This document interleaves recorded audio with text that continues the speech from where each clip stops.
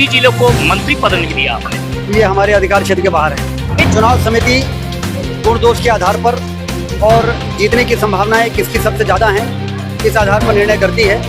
नमस्कार दोस्तों, बात करते हैं रीवा लोकसभा सीट की, जहां से बीजेपी से जनार्दन मिश्रा, कांग्रेस पार्टी से नीलम अभय मिश्रा, वहीं बीएसपी ने बुद्धसेन पटेल को टिकट दिया है। चुनाव हो चुके हैं, चुनाव के नतीजों का इंतजार है। 4 मई को नतीजे आने वाले हैं। नतीजों से पहले प्री रुझान आ रहा है। वोटिंग से पहले की हवा लहर या जो कहें कुछ और होता है, लेकिन वोट पड़ने के बाद जो मतदाता है वो बोल पाता है स्पष्ट रूप से, हमने इसको वोट किया है, ये जीत रहा है, ये हार रहा है। लगभग सटीक अनुमान आ जाता है वोट होने के बाद। यहाँ पर बहुत ज्यादा लोगों से सुना जा रहा था कि कांग्रेस की लहर है। हालांकि जनार्दन मिश्रा का विरोध भी हो रहा था। बीजेपी के कई ऐसे मिडिल नेता हैं जिन्होंने जनार्दन मिश्रा को हराने में कोई कोर कसर नहीं छोड़ी है। नाम लेना चाहूंगा यहां से अजय पटेल, गौरव तिवारी, लोकसभा बीजेपी से टिकट मिलने की कतार में खड़े थे। इन लोगों ने जरा भी सहयोग नहीं किया है। इन लोगों ने कोई कोर कसर भी नहीं छोड़ी है जनार्दन मिश्रा को हराने में। लेकिन जनार्दन मिश्रा अपनी बघेली छवि उसको बरकरार रखते हुए खूब घूमे हैं, नुक्कड़ सभाएं की हैं, जन जन से मिले हैं। तो उन्होंने कहीं ना कहीं लोगों को समझाया है और समझा पाने में सफल हुए हैं। मतदाता का जो माइंड है ना, उनसे एक हफ्ते पहले मूड चेंज कर दिया। लोगों ने ये माना कि मोदी को जिताना है। जनार्दन मिश्रा तो चलो इस बार 5 साल के लिए और झेलेंगे, लेकिन मोदी को जिताना है। रीवा की जनता ने यह तय कर लिया कि मोदी के लिए हम वोट करेंगे और जनार्दन मिश्रा जीतेंगे। इस बीएसपी ने बुद्धसेन पटेल को जहां उम्मीदवार बनाया, बुद्धसेन पटेल के आने से कांग्रेस को काफी नुकसान हुआ है, क्योंकि जो वोट कांग्रेस पार्टी को जाना था वो बुद्धसेन पटेल ने काट लिया। आपको याद होगा 2019 के लोकसभा चुनाव में रीवा से बीएसपी कैंडिडेट थे विकास सिंह पटेल। 1 लाख के आसपास वोट मिले थे इनको। 2019 के लोकसभा चुनाव में बीजेपी से जनार्दन मिश्रा थे। कांग्रेस पार्टी ने सिद्धार्थ तिवारी को टिकट दिया था।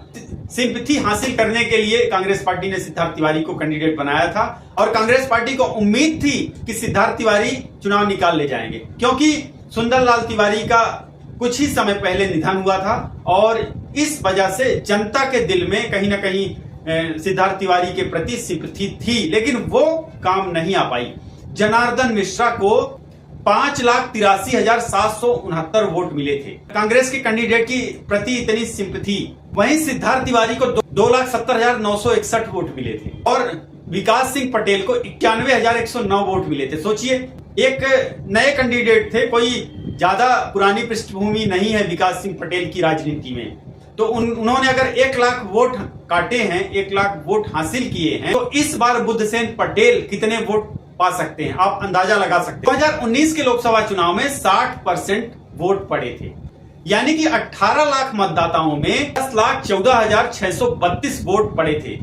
उनमें से आधे से ज्यादा वोट बीजेपी को गए थे, जनार्दन मिश्रा को, बाकी में सब बट गए थे। और यहां आपको बता दें 60% में से 35% वोट बीजेपी के जनार्दन मिश्रा को मिले थे। 16% वोट मिले थे सिद्धार्थ तिवारी को 2019 में और केवल 5% वोट मिले थे विकास सिंह पटेल को बीएसपी के। रीवा में करीब 1.5 लाख पटेल वोटर्स हैं। अब पटेल वोटर्स का वोट जो है वो हमेशा से पटेल के फेवर में, कुछ बहुजन समाज पार्टी के फेवर में जाता रहा है लोकसभा चुनाव में। वहीं विधानसभा के जब चुनाव होते हैं तो आपने देखा होगा अक्सर विधानसभा चुनाव में ओबीसी, जैसे कि आप मनगवा विधानसभा क्षेत्र ले लीजिए, यहां से हमेशा दोनों ही पार्टियां पटेल कैंडिडेट ही खड़ा करती हैं। तो यहां पर वोट उसी को मिलता है जो सशक्त कैंडिडेट, एक बीजेपी फैक्टर हो जाता है और सशक्त कैंडिडेट। इस बार के 2024 के लोकसभा चुनाव में जहां सिद्धार्थ तिवारी आ चुके हैं कांग्रेस छोड़ बीजेपी में, वहीं अब जनार्दन मिश्रा बीजेपी से तीसरी बार कैंडिडेट बनाए गए हैं। कांग्रेस पार्टी ने काफी सोच विचार कर नीलम अभय मिश्रा को टिकट दिया। कांग्रेस पार्टी ने ऐसे उम्मीदवारों को टिकट बांटा है जो आर्थिक, सामाजिक और राजनीतिक रूप से सशक्त हो। अभय मिश्रा, नीलम अभय मिश्रा, यहाँ पर इनमें तीनों क्वालिटी है, क्योंकि अभय मिश्रा खुद भी सिमरिया से एकमात्र विधायक है। पैसे की कमी नहीं, आर्थिक रूप से संपन्न है ये, वहीं सामाजिक क्षेत्र में भी है। कांग्रेस पार्टी में भी टिकट की कतार में बड़े बड़े नेता थे। महापौर बाबा अजय मिश्रा को देख लीजिए, कहीं ना कहीं वो भी नाराज हुए हैं और कयास तो ये भी लगाया जा रहा था, ऐसा लग रहा था कि अब वो कांग्रेस पार्टी छोड़ बीजेपी ज्वाइन करेंगे, लेकिन शायद बीजेपी में उनकी पूछ नहीं हुई, उनको नहीं पूछा गया, या जो भी है, हर किसी को सिद्धार्थ तिवारी जैसा गुरु नहीं मिलता है, क्योंकि टिकट लेना, बीजेपी में ज्वाइन करना और अपनी राजनीति को चमकाना हर किसी को नहीं आता है। सही समय का सदुपयोग करना ही राजनीति है, जैसा कि सिद्धार्थ तिवारी ने किया। उन्होंने तुरंत ही डिप्टी सीएम राजेंद्र शुक्ला से संपर्क किया था। कांग्रेस पार्टी को चुनाव के लिए पैसा चाहिए, पैसे वाला कैंडिडेट चाहिए, इसीलिए नीलम अभय मिश्रा को कैंडिडेट बनाया गया। अभय मिश्रा है कि सिमरिया विधानसभा सीट इसलिए जीत पाए क्योंकि वहां से विधायक केपी त्रिपाठी के प्रति जनता काफी आक्रोशित थी और वहीं बीएसपी कैंडिडेट ने काफी वोट काट लिए। बहुत कम मार्जिन से जीते हैं, 1000 से कम, 600-700 वोटों से। ये कोई ज्यादा बड़ा अंतर नहीं होता, बहुत कम वोट होते हैं। तो ये एक आकस्मिक, मतलब यूं कहें कि तुक्का लग गया अभय मिश्रा का। लेकिन लोकसभा चुनाव में ये तुक्का नहीं लगने वाला है। लोकसभा चुनाव में फैक्टर मोदी है और मोदी को वोट जा रहा है। जीत हार का मार्जिन कम हो सकता है, बीजेपी की जीत का मार्जिन कम हो सकता है, कांग्रेस की हार का मार्जिन कम हो सकता है, लेकिन जीत वही जनार्दन मिश्रा सांसद बन रहे हैं।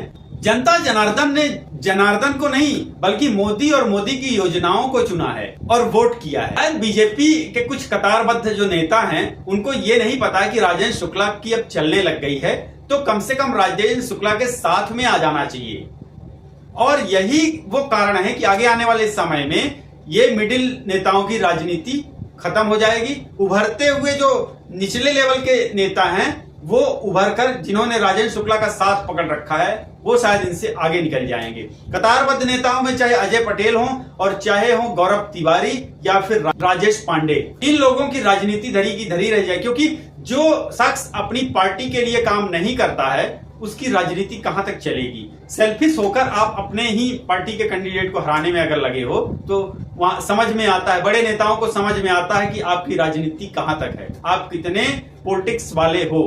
और जनता जनार्दन भी जानती है, जब तक राजेंद्र शुक्ला का विश्वास, आशीर्वाद प्राप्त नहीं करेंगे ये नेता, तब तक टिकट मिलना भी असंभव है और सारी की सारी जो कृपा है ना वो सिद्धार्थ तिवारी पर ही जाती रहेगी। तो दोस्तों, इस लोकसभा चुनाव में, 2024 के लोकसभा चुनाव में बीजेपी के जनार्दन मिश्रा फिर से सांसद बन रहे हैं, दिल्ली आ रहे हैं और चुनाव जीत रहे हैं, मार्जिन कम हो सकता है। वहीं कांग्रेस पार्टी के नीलम अभय मिश्रा तीसरे स्थान पर खिसक सकते हैं, क्योंकि यहां से बुद्धसेन पटेल ने काफी वोट बटोरे हैं, करीब 2.25 लाख से ज्यादा वोट उनको मिलने जा रहे हैं।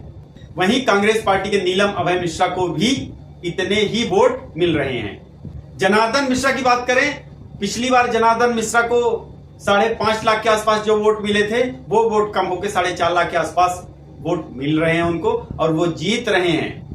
रीवा में वोट कम पड़े हैं, वोटिंग परसेंटेज घटा है, इसलिए ऐसा माना जा रहा है। लोग ये कह रहे हैं कि बीजेपी के फेवर में नहीं है, लेकिन ऐसा नहीं है कुछ भी। इस तरह से रीवा लोकसभा सीट से बीजेपी चुनाव जीत रही है। आप लोगों का क्या ख्याल है, अपने कमेंट बॉक्स पर लिखिएगा। चैनल को सब्सक्राइब कर लीजिए, वीडियो को लाइक करें, शेयर करें। बहुत बहुत धन्यवाद, नमस्कार।